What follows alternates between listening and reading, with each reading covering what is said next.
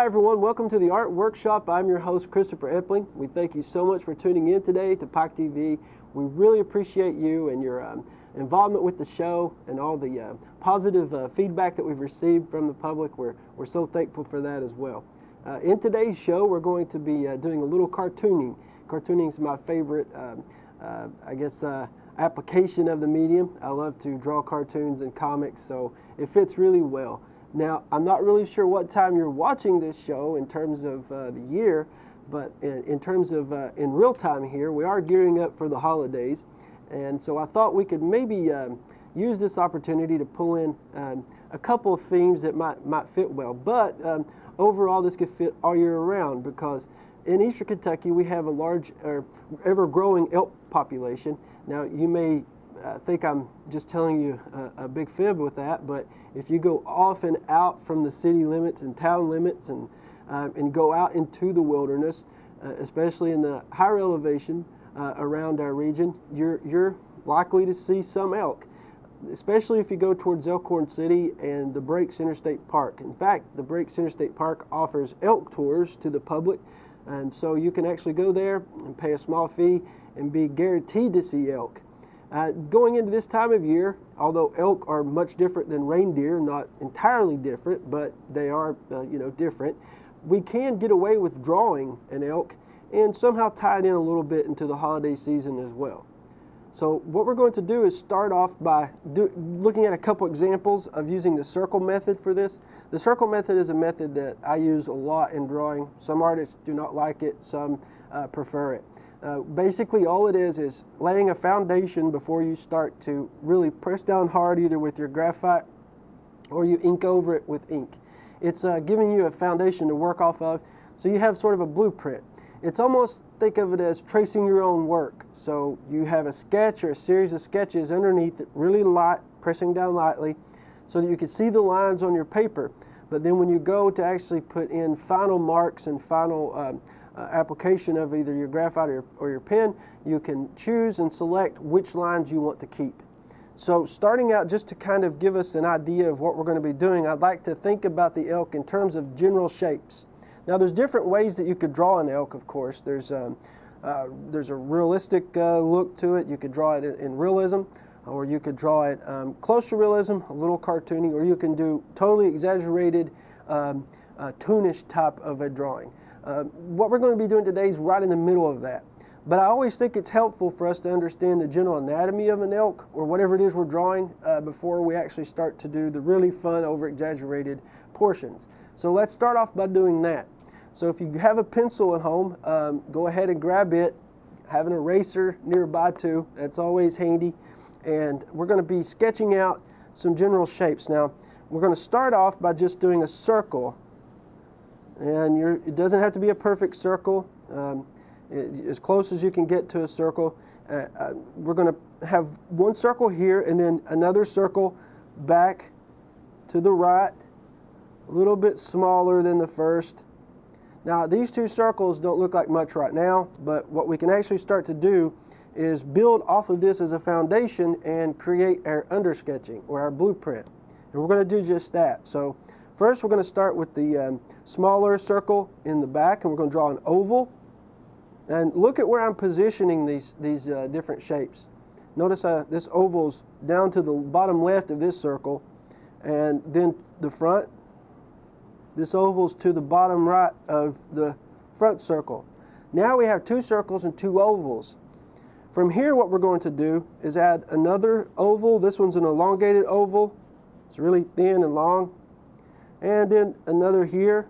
These are going to be, when we're finished, the elk's legs coming down, although we have more to add to it than this, of course, but this eventually will become the elk's legs. With all of these shapes that we have so far, we can actually start to piece some of this drawing together now. So you come just above the front circle and make the line that comes from the left to the right, going back, stopping here. Now notice that I'm drawing just outside of my circle. And I'm doing that because I am actually getting the shape of the elk down now. So I'm using the circles that I've drawn already as a guiding line. It doesn't mean that I have to use whatever shape that I've already created. exactly. You can play off of one shape, you can leave a shape out altogether, or you can add to it as you go. That's part of the luxury that you have of working using the circle method. Now, I'm forming the legs out more, so you could do this along with me. We're just basically bringing the shapes so that we can tell what we're drawing now. These being two legs coming down from the elk. And the elk does walk on all fours, as we all know, so we want to make sure, and at least when we're drawing from a realistic point of view. For our cartoon version, it could be anything we want. Our elk could be dancing, skiing, it could be playing basketball. It doesn't matter. That's the fun. One of the fun things about comics is that you can do anything you want with whatever it is you're drawing. So you can have whatever your subject is, do all sorts of things. So we've added now two more legs. These, of course, towards the back. These are part of the elk's anatomy that we can't see all that well because the two legs are in front of these, so we have these in the back here. Now the elk has a very large and muscular neck, so since we have the back already drawn out, we could start now and work on the neck. So I'm going to draw another oval, and you can see how this is starting to come together now. And that entire space there I'm going to use in sketching out the elk's front part of the elk's body. So here's the neck, circle for the head, right about there, and then the shape of the head we can start to flesh out more as we go along, but I want to go ahead and get an idea of where the elk's head will be.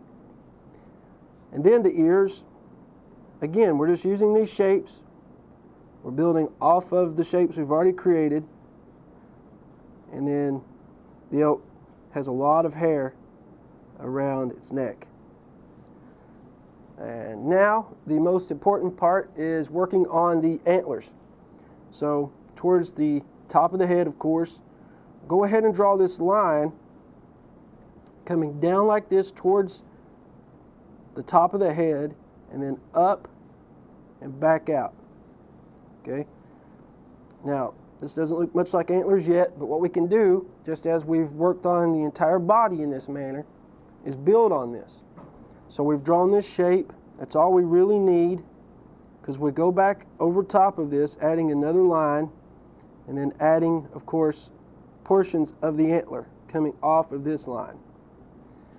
We continue this, going up the antler, adding these different points coming off of the antler all the way to the top, and here's where it divides. Now this, of course, was the antler's rack. They have very large racks, and we want to be sure and capture just how large that is in our sketch as well. Now, if you noticed here, the head, I've left that to last. And that's because I may have wanted to go back and make the head a little larger. May wanted to maybe take down the size some, depending on the body. You really don't know until you actually start getting into your drawing and seeing how each element of your drawing relates and works towards another part. So, for instance, if the back end of the elk was drawn significantly larger than the front, then I'd have to compensate. Now notice I have not erased any yet. These have just been loose sketches so far. And the reason for that is that now that I have this under sketching done using the circle method, I'm able to go back over and I can trace over these lines, choosing which lines I want to keep. The lines that I do not want to keep, I simply leave on the page, allow the ink time to dry, and then go back over it again and erase it. Erase all the lines out from underneath the ink. Be sure and let your ink dry. A few occasions I've actually got a little too ahead of myself and excited about maybe how something's turning out. Went to erase a little too early, and as you can imagine, all that work and time spent on the drawing is for nothing. So an elk, in terms of its anatomy, looks something like this. It's almost like a deer. It's a lot like a deer, actually. So we want to keep this in mind, although today we're not working from in a realism approach to it. We're going to be working from a very cartoonish approach. All of these parts of the elk's anatomy are going to come into play. And so now we're going to see exactly how. Now if you wanted to, real fast, let's say you draw along with me here. If you add another line just behind your antlers on all sides, you can actually give that effect of there being two sets here. Some of you may want to complete this drawing out. And so if you were to do that, you could see that it looks almost like there's two sets of antler now. So there we go. So grab another clean sheet of paper out, and let's try this now from the perspective of a cartoon elk, which is similar but absolutely nothing like this at the same time. We'll leave this up here off camera. What I want you to do is take your paper and actually turn it so that it's more tall than it is wide, okay? And the reason for that is our drawing, like I said at the beginning, when you're working with cartoon versions of whatever it is you're drawing, you don't necessarily have to follow rules of anatomy or physics or anything else. You can do whatever it is that you want to do. So we're going to start out with this design. It's a lot simpler. You're going to do one large oval. That's it. One large oval starting out. It's going to be right here. So right in the middle of your page, draw your large oval. Just like that. And it doesn't have to be perfect. Just so you have an oval or a shape of an oval drawn out. Now, stemming off of this oval, now the elk's going to be standing up, will be the elk's body. We'll start off first by working on the head. Now this is the body of the elk, and now we're going to work on the head of the elk. And to do that, this is really simple. Just go towards the top of your oval here, okay? You're going to draw this line coming up, and then bend it back down like this, just like that, okay? It's just one shape that we're going to be drawing on the top of this oval. Now so far this looks nothing like an elk, I know, but just bear with me and you'll see what happens. To the right of that line, you're going to draw another line coming up and stopping, just like that. Once you have that done, you're going to draw this line coming out,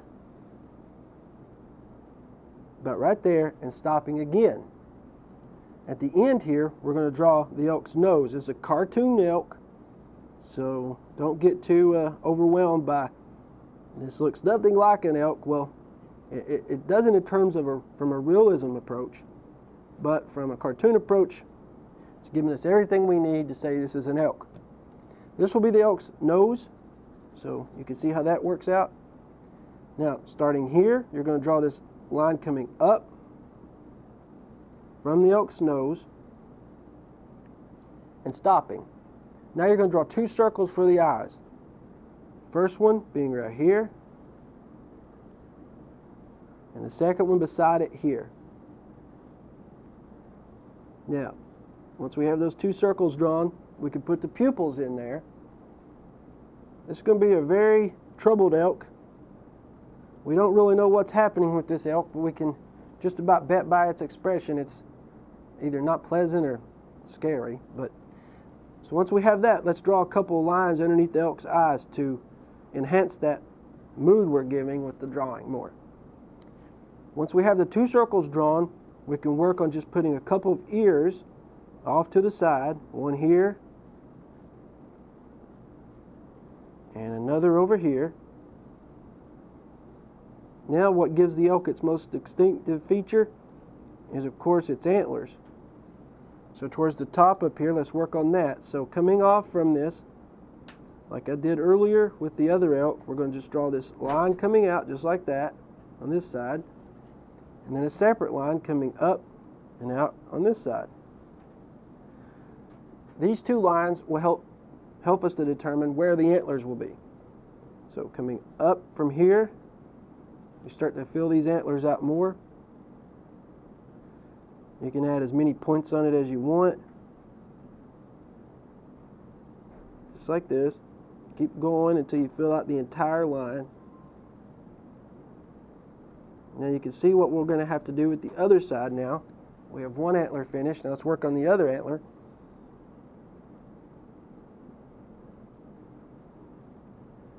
Just as before, we're going to be making a series of lines coming up, building on the width as we go along. These aren't parallel lines. Parallel meaning two lines that never touch, but they are pretty close together. Something like that. Now once we have the head drawn, the body is pretty much exactly as what you can imagine it to be. We have just a line coming down this way, drawing fluffs of fur as we go along, all the way around. It's more white at the bottom than it is at the top. Our elk will have a little bit of a belly to him or her. Now we can work on some teeth up here. So just underneath, let's give a series of teeth. You can do this as just little upside down letter C's all across the bottom lip, or top lip. Now work on drawing a line in the back and a tongue. Give the effect that the elk's mouth is open. You may want to see some tonsils in there. The elk's been terrified, as we can see. We don't know about what, but we can imagine a lot of different stuff happening. Now let's draw a couple of lines coming down. Again, these are not parallel lines, but they do run close together, and they follow the same shape, bending them down and around as we go, just like that. Now to work on its hoof, or one of its hooves, all you're going to want to do is just make two triangles at the end of this line, just like that. And you can do that on both sides. So you're coming up this way now. A couple more triangles here. And we have one set of hooves drawn. Now we put some lines in here to show where the belly is. A couple lines underneath the bottom lip. Now we can work on the elk's legs. And just like with the arms, they're really thin, skinny legs. So just draw those coming down like this. Both sides. Again, these lines aren't necessarily parallel. They get closer together as you move down, but they are close together, and they do follow the same pattern. Now you're going to draw a couple more of these triangles for the hooves again. A couple more there as well. And there we have it. We have our cartoon elk. Now, you can color this elk any way you want. If you have crayons at home, that'll work. Markers, that's fine. Colored pencils, watercolor. If you're using anything that's really wet, like watercolor, you do have to be careful because the thickness of your paper will end up making a big difference on how that turns out. Now what I've brought along with me today to work in, some of you may have used these before, and we don't endorse any brand, but since we do have to use at least one version of this, these are just alcohol-based markers. So alcohol-based markers are a little different than your regular markers. And they're mostly different in how they work when you apply them to the paper. With most markers, you can see when you lay down the first line or first application, as we say, of the color, the marker doesn't blend very well. But with alcohol-based markers, they do. Now, I'm not going to erase any lines out from underneath what I've done. You at home can. You can go ahead and trace over this, and you can start to actually erase those lines. But what I'm going to be doing is just coloring over top of what I've done already using these alcohol-based markers. And you notice that these colors are pretty similar. Now there's 3 different colors here, but they look a lot alike. The reason for that is the closer they are together, the more of a variation of what we call hue. It's H-U-E. And hue is basically just a a different type of variation on the same color. You go from light to dark. So I've used a very light hue here for this color. Now I'm going to use a little darker. And you might be able to see that starts to pick up more on screen. You can see how this is a little bit darker than the first go around. But with this particular hue of yellow, I want to go ahead now and color a little bit further out. Now the good thing about alcohol-based markers is you can blend, of course, but on top of that, I don't have to color the entire elk with this first shade of this light yellow first before adding the darker. I can just put the light yellow where I want it and then go back over it and using the darker yellow in places that I need it. And I'm not going to need it everywhere, but I am going to need it in the places that I intend on there to be a lighter hue. So you can imagine this, if light was shining on this elk, where would the shadows be? Of course, that really depends on where the light source is. And those of you who've watched the show before know that we have a couple of episodes that's dedicated to drawing shadow and getting the effect of shadow, I should say. And in those shows, we talk a lot about how to get this effect. So using markers, though, you get that effect by how dark you go in your hue. So if I imagine the light source to be up here, we just imagine the sun is coming from this angle down, then I also imagine that the shadow will be underneath it. Now, you can play around with different effects of this. You can have different types of moving the light source around to see what happens. It's fun to see how drawing or any type of piece of art will change depending on where you place the light source or imagine the light source being. In this case here, if the light source is coming from down towards the top, I know that it's probably going to be darker underneath here. So that's what I'm going to do. I'm going to apply this darker hue all around the bottom area of our elk. You can get this effect with crayons. Doesn't matter the medium you have. Just remember, use a lot of the same color. So get a bunch of the same color, either it's crayons or colored pencils or whatever it is. But then make sure that you have a variation from light to dark in those, and you should be able to pull the same effect off. Now, I'm going to go ahead and add a little bit in here for the elk's tongue and his antlers, and for that I'm going to use another color. This is brown. This is more variation on brown here. It's the same brand of markers,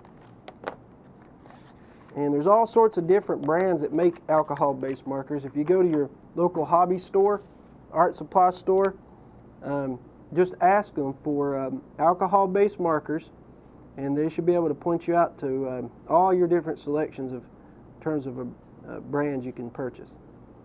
Now for this, I'm going to go ahead and use a little bit of a tan color and get the effect here that we can see inside the elk's mouth some. And I'm going to put one whole coat of this on, and of course the antlers.